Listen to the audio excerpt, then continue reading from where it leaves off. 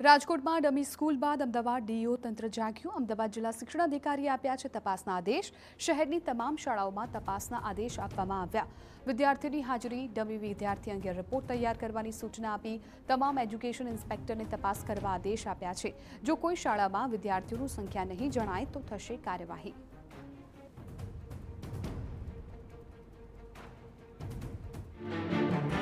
શાળાઓ પણ તાકીદ કરી છે। સાથે સાથે શિક્ષણ નિરીક્ષક અને મદદનીશ શિક્ષણ નિરીક્ષકને તપાસના આદેશ આપ્યા છે કે તમામે તમામ પોતાના બીટમાં આવતી શાળાઓની ચકાસણી કરવી, આ બાબતે વોચ રાખવી અને ક્યાંય પણ આવી કોઈ બાબત ધ્યાને આવે તો તાત્કાલિક રિપોર્ટ કરવો।